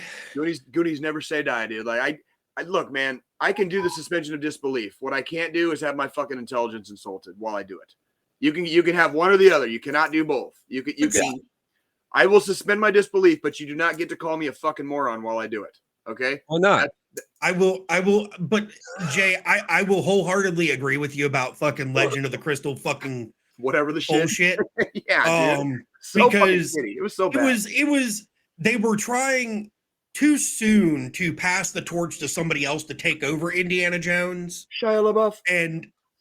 And personally, Shia LaBeouf was not the right person. He's a great actor. I will give Shia LaBeouf high marks for his acting in many, many other movies. Yeah, they really did him. They did him and fucking Harrison Ford and Karen Allen all fucking dirty. And Kate Blanchett, dude, like that was just what a weird character for her to play. She always plays her roles well. Yeah. But what a weird fucking role for her to play. That is just I don't. Who the fuck? So I'm hoping. Who the fuck reads a script like that and is like, you know what? That sounds like a good fucking idea, bro. You know, it's like how fucking. What did we say last week? Like, how much fucking cocaine did you have to fucking do before that sounded like a good fucking goddamn idea, right? Harrison Ford, you know what Harrison Ford's doing? He's in for a paycheck, right? I don't blame that motherfucker one bit. That's his fucking money, dude. Like, correction, his grandkids' money. But like, still, go ahead, Joe. I'm sorry. But see, that's the thing. Like, ever since Lucas sold Lucasfilms, Lucas Studios to fucking Disney, all of the fucking franchises Lucas did, Indy, Star Wars, have just shot the fucking shit. Surprise. What surprise what happens when a fucking soulless corporation fucking takes over your fucking intellectual and property rights. Just fucking like slap a pair of mouse ears on that shit and call it a day, dude. Somebody will buy it. It's only your dignity, suck it. It's only your dignity, suck it. Sorry, guys. I'm actually, Max, on that note, I'm looking forward to that movie, The Machine by Burt Kreischer. That one might be interesting, depending on how they do it. It's going to be good. And I love the fact that they've got Mark Hamill playing fucking his dad in that movie. That was actually one of the selling points for me. It was not. Yep. I've been listening to that, that little sound clip like for years and years. It never fails to make me laugh. When I listen to the sound clip of him doing the machine routine, like on stage or whatever, never fails to make me laugh. But I've heard the story 1,000 times. So like, it's like, if you're going to make a movie about it, you might have to entice me a little bit. Luke Skywalker's in this motherfucker now. Okay, man. Okay. And the thing is, it's not really going to be, from what I'm getting from it, it's not a retelling of that story. Correct. It's now the Russians are coming to take his ass back again. Right. Because they want the machine back, right? Like, yeah. So he gets, him and his dad get kidnapped by the fucking Russians kind of thing. And his dad is fucking Luke Skywalker. So that might make it. That might make it. No matter what, Hamill by far out of like that generation with Harrison Ford, Carrie Fisher, Hamill is always a legend in my book. Yeah. He's the fucking Joker. He's the Joker. He's the fucking Joker. But let's not forget, he's not just played the Joker in the DC. He was the trickster in the 1990s Flash show. Yes, he was. And he reprised his role as the trickster Yes, in the more recent Flash TV series that's done on CW. He's true for the acting community. He is truly like a renaissance man. Like he really he is so unheralded in the roles that he can do and the way he puts himself into his characters that he plays. That is actually one of the reasons I appreciate art, and you can tell an artist from a person who collects a fucking paycheck. Okay, and that's not a fucking dig on fucking Harrison Ford, by the way. That is a plug for fucking Mark Hamill. Okay, but see, that's the thing. If you look at Harrison Ford's resume, he literally plays the same character. Just it's written differently in every movie he's in almost. I didn't kill my wife. Yeah. Where's my son? That's my president. Yeah, exactly. Ad infinitum. He's the exact same person in every movie. Just in this movie, he's the same guy, but he's a space smuggler. In this movie, he's a fucking archaeologist or whatever, a treasure hunter, whatever it is. It's right for Harrison Ford is typecast into the exact same fucking role for everything he does, and he does it for a paycheck. And I can't talk shit because if they put me in a motherfucking Hollywood production, I'd be playing some version of fucking Jay Campbell because that's about the only fucking acting I can do. You know what I'm saying? Like I'd be the doctor as portrayed by Jay Campbell. The fucking teacher as portrayed by Jay Campbell. It's like Jack Black. This motherfucker has like zero range. It's just Jack Black. It's Jack Black as Jack Black starring in a Jack Black movie. You get what the fuck you pay for, dude. Okay. Like, by the way, however, his version, Bowser, him as fucking Bowser was perfect. Look, I got nothing bad to say about the dude, but I've just never been a fan. That's all it's not Jack Black's fault. That's all Jay, but never been a fan. So it's like, if I see the two words Jack and Black put together on a movie or a TV show, like I change the fucking channel. Like that's just me. Like fucking. But yeah, so fucking anywho. So yeah, that was it. I fucking watched Indiana, whatever the fuck, and something Dark Side that they never got to make a ride out of at Disneyland because the movie sucked, and it sucked. So that's that. John, can we fucking do the Roadhouse now? Yeah, please. I love you. You got the button, Squillini? Squillini's blacking the fuck out. He didn't know what the fuck's going on. That one, right? And then I got something for Jay too. Oh, here we fucking Jay go. Too. Hold on. Can't fucking wait for this. There we go. That sounds good.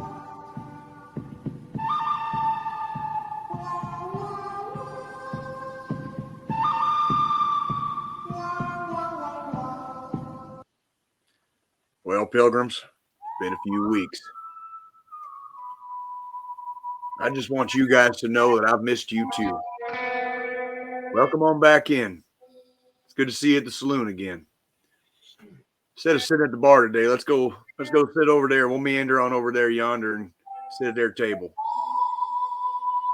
Time to go to the Roadhouse. Have an adventure. All right. So, last night at Arrowhead Stadium here in beautiful Kansas City, Missouri, I was privileged enough to do some security for Monster Jam. Yeah. Do you guys like monster trucks? You like loud noises? You like seeing fucking 12,000-pound machines do fucking backflips? Because I do. OMG, do I. Let me tell you about it.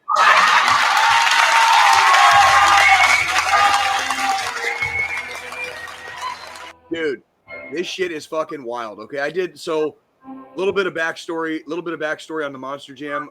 I did in fact do Monster Jam last year at Arrowhead, but I think due to the time and the era, in that particular portion of the year, I was a little bit more in like a different, kind of a different mindset, a different mode. I wasn't paying as much attention to, some of the stuff that they actually do and like how they kind of perform, in this sport. And I will absolutely call this a fucking sport, dude. Like there was a competition last night. They got points for like the different events that they did. Like it's a thing. It has become a thing. going back to earlier when we were talking about me being a child of the 80s. When I was a kid, you know, we got to go see Bigfoot, and they'd pull out like a bunch of fucking shitty wrecked cars, and Bigfoot would just like fucking roll over them, and then he'd come back and he'd roll over them again. And that was all it was. That was the show. That was the show. Like, can you do the boo again? Boo again, because that was the whole fucking show. Like, boo, boo, boo, boo, boo. There you go. Yeah. There it is. Fuck you, Bigfoot, you puss. Fucking little puss. No wonder fucking Gravedigger overtook your ass, dude. You fucking puss. Yeah, anywho, that's like what we got back in the 80s. Now, dude, these fucking things, dude, are wild. First they do races. Then they do like a trick competition. Okay, and then they do like a freestyle competition that is also includes tricks. Okay, so you have like 3 events with 10 different trucks throughout this event. It's pretty fucking wild, dude. Like, some of the shit they can do with these goddamn machines, dude, it's nothing short of amazing. Again, my little peon fucking brain would have never been able to like invent or manufacture any of these fucking machines, dude. Like, it is like some of the they do fucking backflips in these goddamn things, dude. They do these little stand like stoppies where they're like vertical, and then they like moonwalk and they go like backwards in them, and then they go forwards and shit. And it's like, how in the fuck did they figure out how to make those machines do that? Fucking awesome seeing it, dude. It's wild. And like, here's the really cool part for Jay when he has to do security for events like this: the crowd. John, you don't have to put your thing up, or you can if you want. I don't care. John, what do I always say? I judge an event by. I know you already know this answer. The crowd. That's right. The crowd. Thank you, John. I appreciate that. So I always judge by the crowd. Monster Jam. Or John, can you turn that down like two notches, maybe?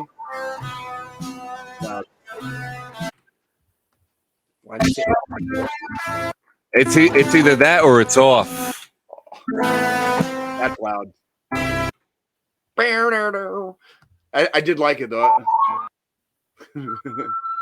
But anywho, freaking the crowd is like, it's all families. So there's a shitload of kids. Everybody's there to have a good time. Nobody's there getting into like drunken fist fights because, you know, they're shitty Chiefs fans because we started winning all of a sudden. And like all of a sudden all of our bad fans like came out of the woodwork to just come to the game and get shitty, right? And yeah, like it's really cool. It's really cool. Not a Joe, no shit. Not a single incident. Not a single fucking call. The fucking only thing I had to do is at the end of the night, there was an old lady who was down several sections in one of the sections near me. Me and one of the fellow security guys helped her up the stairs so we could get her a courtesy wheelchair because her legs got to feeling weak, and so we just helped her up the stairs. That was literally the hardest thing I did last night.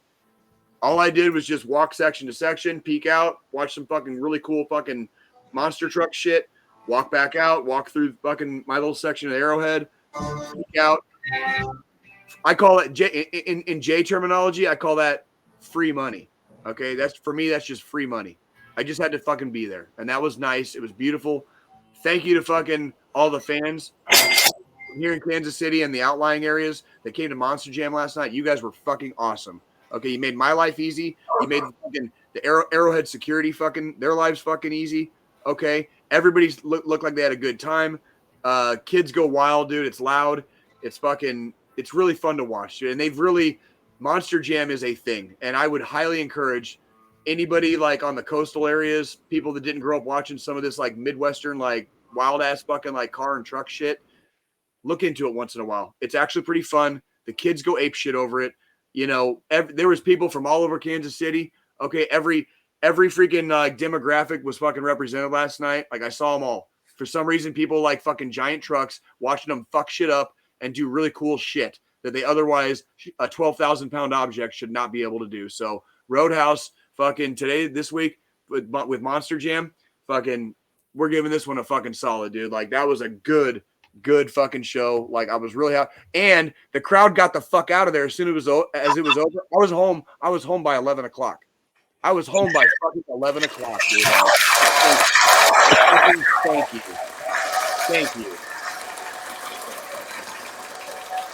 That's fantastic. I had a good time, dude. That was one of the few events I've done up to this point where I was able to. I never really relax, right? But I would say like I was able to stand down a little bit. Does that make sense? Yes. Like, I was able to go from like, let's say DEFCON 5 to like DEFCON like 3 even. Like I was able to kind of like functionally chill.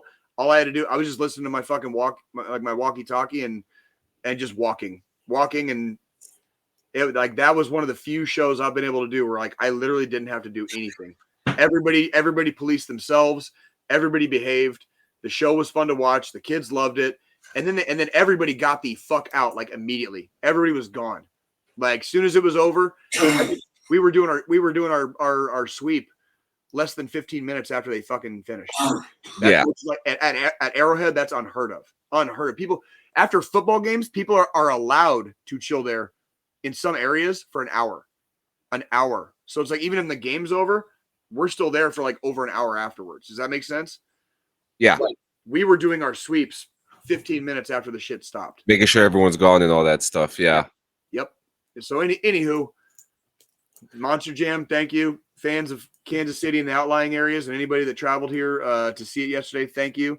And I look forward. I'm going to be doing a few Royals games this week, so I don't know if I'll make it out onto the field this time or not. But look, if you want to watch a very painful Kansas City Royals performance for the next 3 days, I'm going to be at Kauffman Stadium tomorrow through Wednesday. So come out and say hi if you're in the Kansas City area. I'll see you guys there. All right. Fantastic. Fuck yeah. Right, so how about we do a trailer? I was going to say, do we have a retro game of the week this week? No, we don't. Next week is actually next week's retro game of the week will actually be a mid-season finale. It's going to be a good one, so get excited for that. So how about the trailer? A badass trailer. Oh, we call that a serial, right? What retro game of the week is a serial. That's it, dude. Like, see, you fucking. I'm sorry. No, it's okay. Trailer. So we have a movie. We're gonna react to this movie. You can we're gonna take the camera out, and then enjoy this. This movie is called Sisu. I think you're gonna like this, Jay.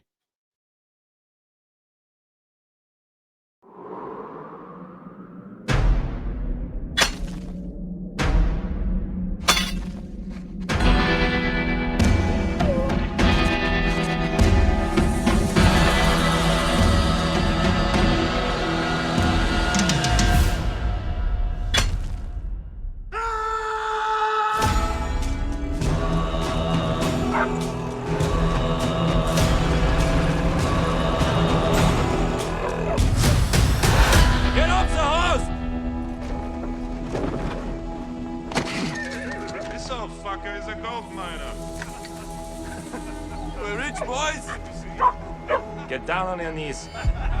Fuck him up! We got gold!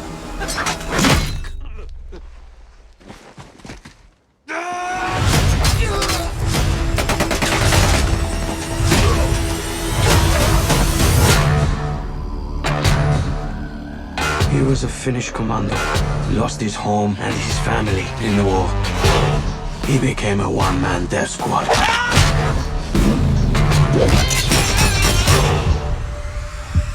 He's one mean motherfucker that you do not want to mess with. Fire!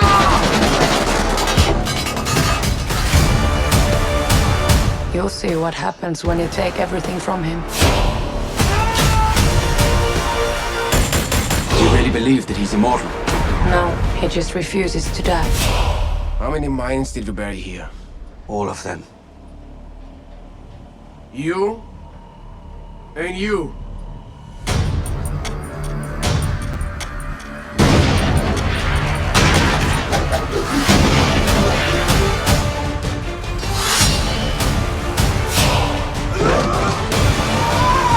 This is not about who's the strongest. This is about not giving up. We have a word for that in Finland.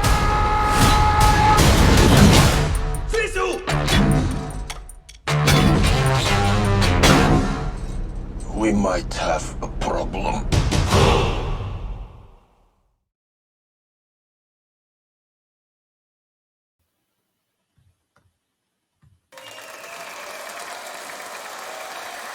So that was actually brought to us from Jeremy Strobridge, who said, I think Jay might like this. Boy, that's an easy call to make. If there's one thing I fucking love is watching Nazis get fucked up. I fucking hate Nazis, dude. Have I ever told you how much I hate fucking fascism? Did I ever tell you guys that? All the time, Jay.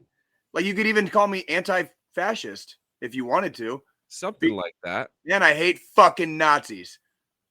Oh, man. Did you see them fucking fly apart, dude? Oh, that was fucking awesome. They flew apart all right. That was amazing. Fucking Red missed that motherfucker, dude. Like, so I'm curious. Did you look into it? Like who like, is there a film studio that created this, or like what's the whole background on like who wrote that fucking story? That's a great. Are you guys familiar with the Finnish Russian war during World actually, I am not. If you know, please tell me. Well, because this is something that I'm unfamiliar with, to be honest with you. Finland fought against Russia in the late 1930s and going into the early parts of World War II. So this was obviously a part of the war, the Great War. Well, it's still during the war, but Finland beat Russia, dude. Like they beat Russia back. It's called the Winter War, and like Russia's hands were full with fucking with Germany, so they kind of had to pull back from what they were trying to do in Finland. Does that make sense? And it was because the Finnish resistance was so fucking strong when they went in. So this movie said 1944 that would take place just a few years like past that, and Finland's just trying to stay the fuck out of everything, but Germany's fucking still being some cocksuckers, right? And so and Russia comes on in, dude. Mm-hmm.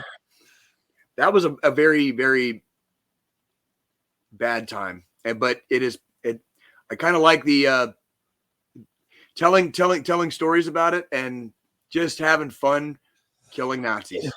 Yeah. Just killing Nazis, dude. Like there is no such thing as a bad movie when shitloads of fucking Nazis die. Okay, there is no such thing. No. Any movie where shitloads of Nazis die will automatically get a 5 of 10. It's just going to start at 5 of 10 for me. Okay, like Indiana Jones and the Kingdom of the Crystal, whatever the fuck. There were no Nazis. They were Russians. Yeah. I don't need that right now. I get to see dead Russians every fucking day on my fucking internet feed, dude. Like from fucking Ukraine. Okay, like I didn't need that. I want to see fucking Nazis die, dude. Like, yeah. This will be the movie for you then. And now, take my fucking money. Take it. Just take my money. It is a feel-good film. I like that, Strober. Oh, sorry. And now, the news with the 3 J's. All right, so first and foremost, everybody knows what the fuck is going on. You guys heard it. You guys saw it.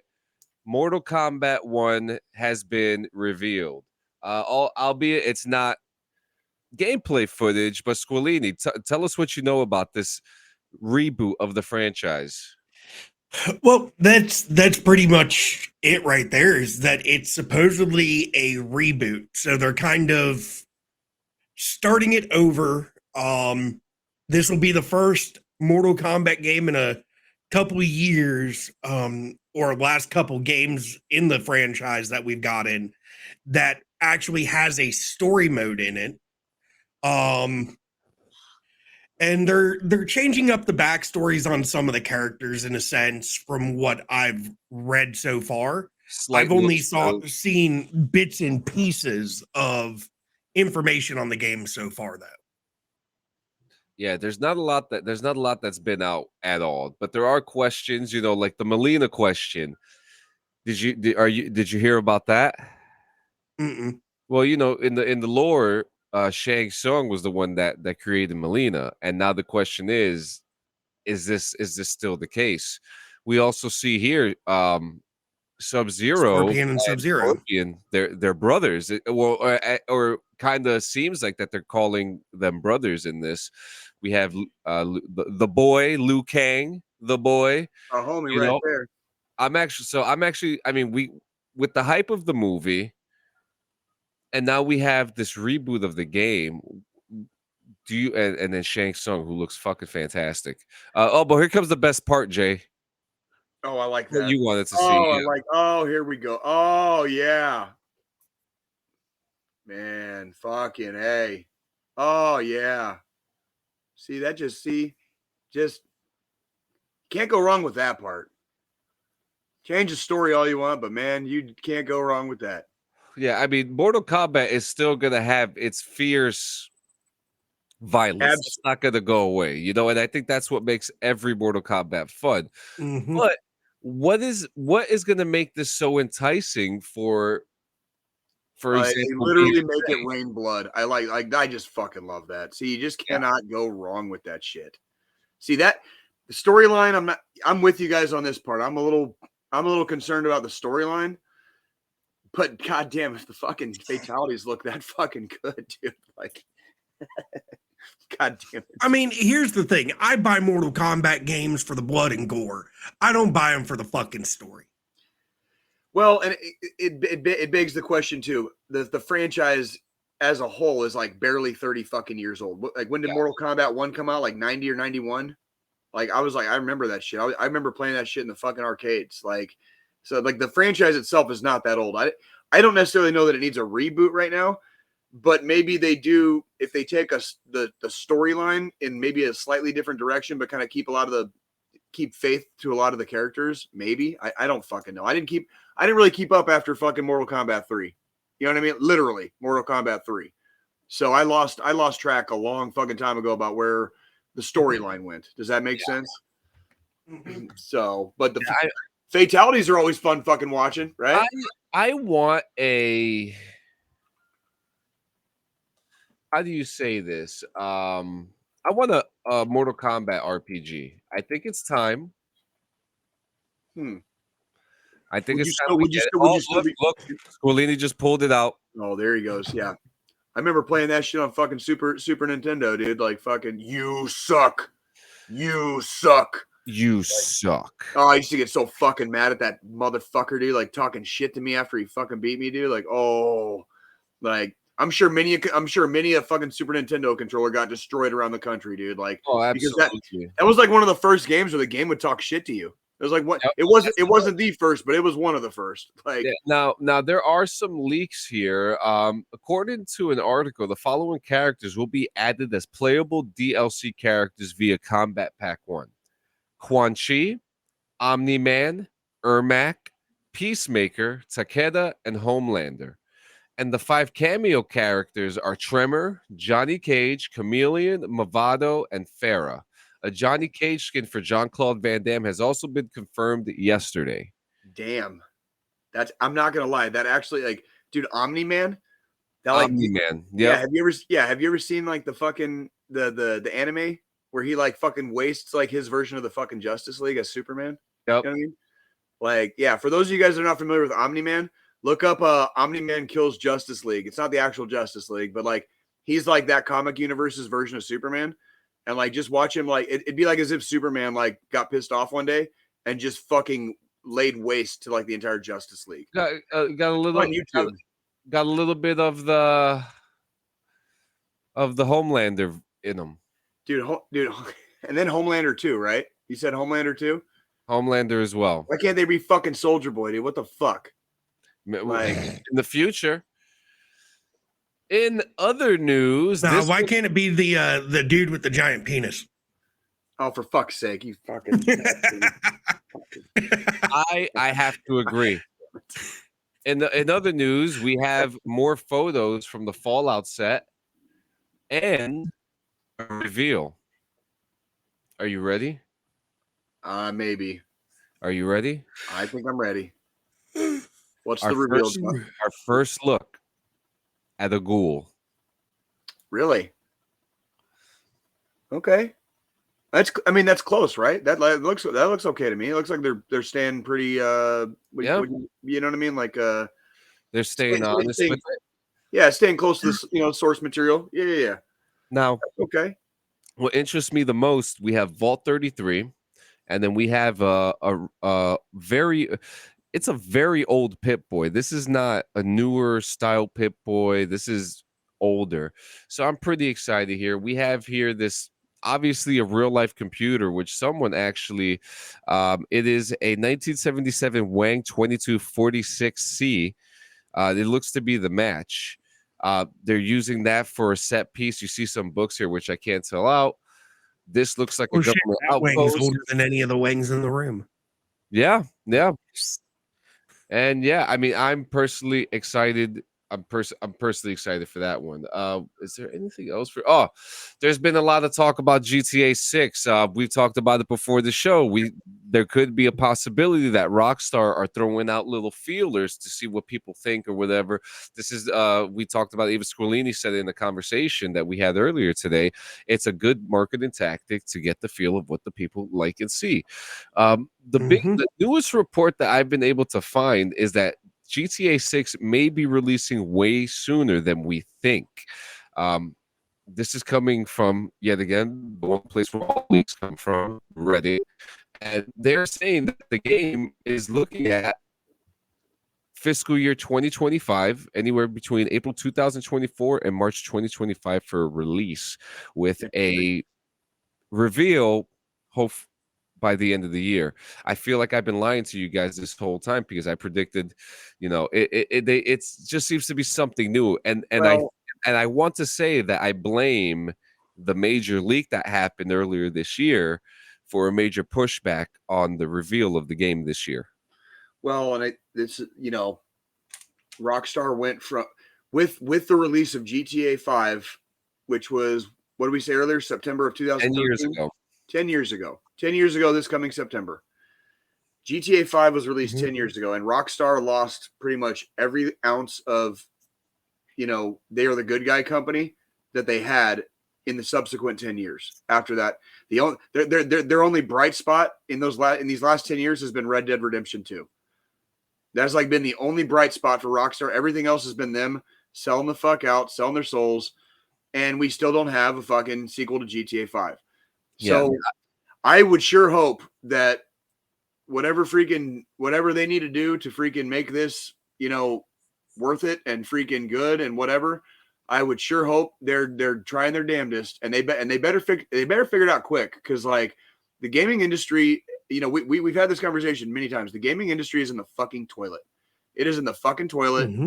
Like we started this podcast to talk about gaming and kind of like with a military veteran centric viewpoint. We've had nothing to talk about for almost the last year and a half, almost 2 years. This podcast is going on 3 years now.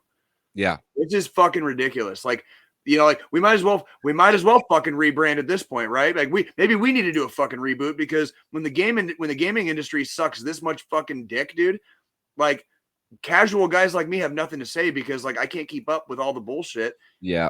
You got companies like Rockstar making these amazing fucking games and then just fucking everyone afterwards. Everyone afterwards. It was also spotted by IGN that Take-Two told investors that their fiscal year 25 is a highly anticipated year, and that it spent the last several years planning for this year to take the company to even greater levels of success, including games that are groundbreaking titles that we believe will set new standards in the industry and enable us to achieve over $8 billion in net bookings.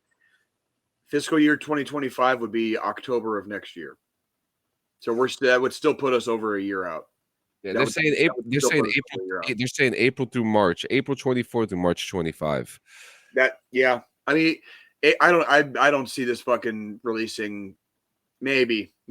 I don't know. I'm not, dude. Fuck Rockstar. Fuck Rockstar, and they're fucking cocksuckers until they're not, dude. Like, fuck we got 2 more. Redfall launched less than stellar reviews on the Xbox a few weeks ago. The heartbreaking thing is that Redfall is looking at over 290 active players right now. What does that mean? That means it's not doing fucking good. 290 active players where? Like just worldwide? On Steam, with its 24-hour peak hitting just 351 for the past day.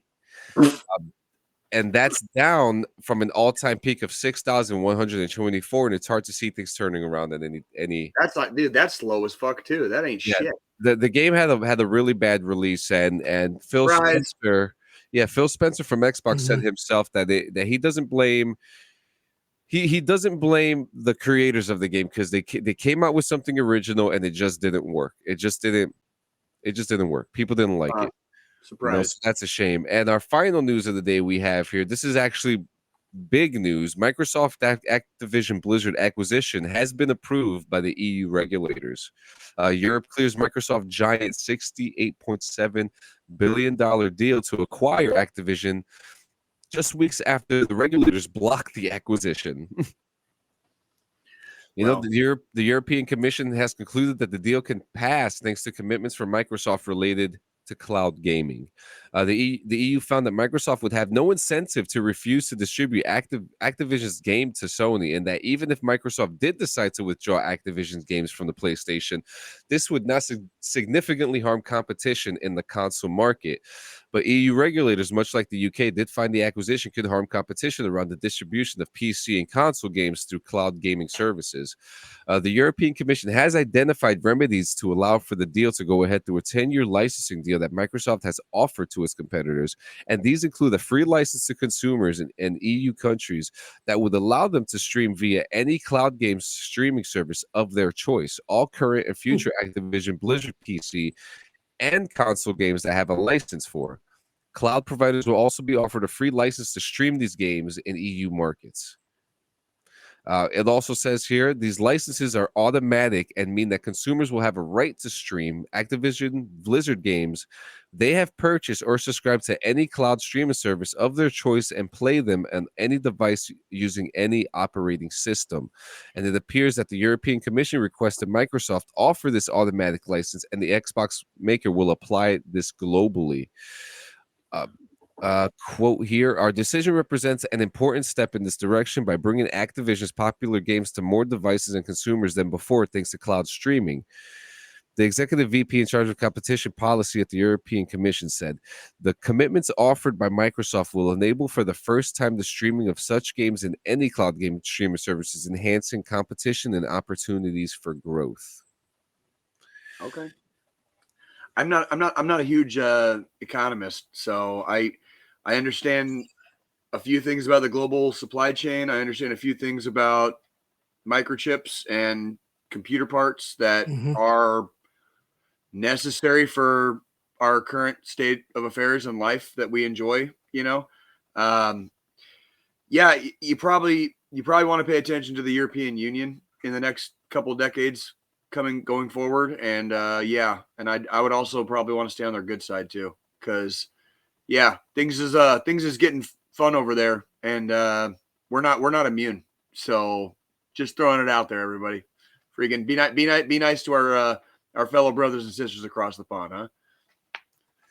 Yeah, it's gonna get interesting. I think this is a great opportunity. I'm excited for Microsoft to be able to give opportunity to other players, and for the EU to be like, hey man, it's been a long time coming. We it's 2023, dude. Like all the banter and the bickering and the bullshit, tit for tat, spitting at each other, freaking, trading barbs. It's for the fucking birds, dude. Like, humanity's evolved. Like, we don't give a fuck. Like, I don't care where you're from. If you're fucking cool, you're cool. If you're fucking not, you're not. You know what I mean? Like, this is not. Yeah, there's nothing wrong with the conglomeration. Excuse me, the conglomeration of countries that have chosen to join the EU, combining their forces. That's basically what the fucking United States did when we became a country, right? We combined like all the states, right? I think it's almost like why we call ourselves the United States of America, right? Like, we're a conglomeration of different peoples from different areas of this country, and we fucking form like Voltron, and we're a powerhouse because of it. Yeah. We're a powerhouse because we fucking stay together, because we fucking work together, because we fucking share our resources with each other. That's how we became number one. And like, while these other motherfuckers around us, sometimes it seems, want to tear it down, I have no fucking idea, because that's exactly what the fucking European Union is doing right now. They're becoming a powerhouse. And a lot of times the only way you can do that is by combining your resources. Okay, like that's how it fucking works in reality. So anybody that wants a fucking history lesson and wants to fucking, repeat history by failing massively, try to do the opposite and see what happens. Have fun. Have fucking fun. Okay, so just saying, dude. Ask some of our British homies how they feel about not being part of the EU right now. And we'll see what the answers are. I'm really curious to hear about that sometimes. You know what I mean? Like they thought they were so smart getting out, right? So I say some people, and I think it's hurting Great Britain now more than anything, especially with deals like this. So it hurts them in the end. Well, guys, you know what time it is. It's the end of the show. For some of you, it may be your favorite part of the show. Yeah. No, but I just want to say real quick, for the final thought, just remember that you are never alone in this journey. It's called life, and I'm not talking about the board game, all right? Reach out, connect, and lean on the support of your loved ones. Your struggles may seem overwhelming at times, but together, we can make a difference. So if you're feeling down, don't hesitate to seek help. There is strength in vulnerability. There is strength in vulnerability, and you are stronger than you think. Okay. Mm-hmm. So, guys, you know what the number is. Star 988 1-800-273-8255. That's 1-800-273-TALK. I want to see you guys in 168 hours. We got a lot of stuff coming we got a lot of Brandon says finally.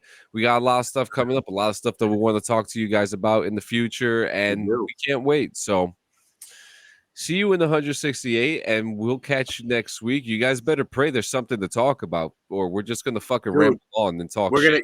I'm telling you, man, like the biggest problem right now is the lack of anything. Like we are getting force fed bullshit, and we're getting sick of it. So we might just have to fucking start steering the car in a little bit of a different direction. Yeah, these motherfuckers are about to start forcing our hand, and you guys are about to see what we're talking about soon enough. Hey man, everybody wants to be a gangster till it's time to do gangster ass shit, dude. So we'll fucking find out.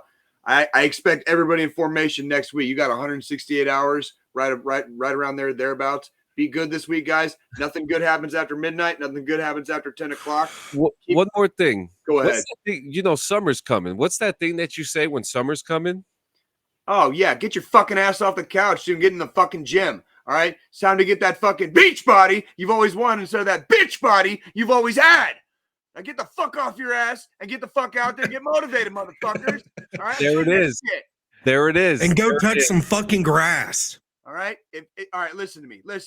All right. If you're gonna fucking tap it, wrap it. All right. If you can't find a fucking condom, all right, don't be a dummy. Go on her fucking tummy. All right. Keep your fucking asses safe out there. All right. Don't drink and drive. Don't do fucking illicit narcotics. Okay. Be fucking good to yourselves and your fellow human beings. This is not a hard fucking concept. How come every time I come in here, every 168 hours, another one of you dumb fucks have been arrested for some dumbass shit? Fuck me. And you have it, folks. We'll fucking see you next week. You better come in with your what do they call it? Your written report. Yeah, it's fucking you got a personnel report or a fucking god damn it, though. God damn it. Whatever, I quit. I'm done. Some motherfuckers. Love you guys.